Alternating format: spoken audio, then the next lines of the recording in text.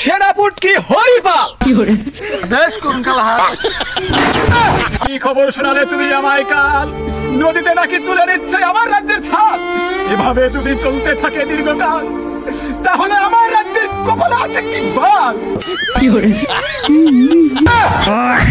কথা তো কইছি মহারাজ হাসা আপনি যদি না নেন কোনো ব্যবস্থা আপনি হয়ে যাবে বড় সাজা খামোশ বেত্তমেজ আমি তোমাকে আদেশ দিচ্ছি তুমি এই নদীর বিরুদ্ধে যুদ্ধ ঘোষণা করো আমি দেখতে চাই কার বাহুতে কত শক্তি আমি পারুম না আপনি পারেন না এটা মশা মারা তাগত না নদীর সাথে যুদ্ধ করবো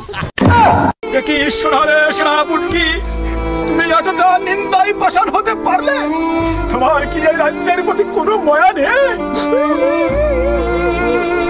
মহারাজ তো ঠিক কথা গেছে আমাদের রাজ্যের প্রতি অধিকার আছে তার ভুল হয়েছে তুই মাপটা আমার ভুল হয়েছে আমার মাফ করে দেন ঠিক আছে সেনাপতি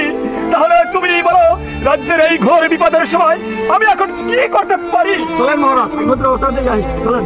কোথায় উজির নাজির আমার সিংহাসনটা জলদি করে নিয়ে আসো আমি উপস্থিত মহারাজ আপনার নিকে সিংহাসন নিয়ে আইছি আপনি চালু করে উঠে পড়েন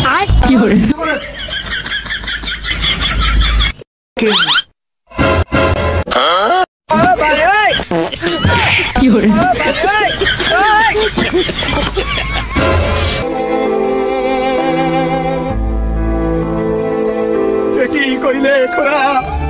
আমার রাজ্য থেকে চুরে করে দিলে সর্বহারা শেষ পর্যন্ত বাপের ভিটাটুকু করে দিলে খার খার আমার রাজ্য ধ্বংস হয়ে গেল খোরা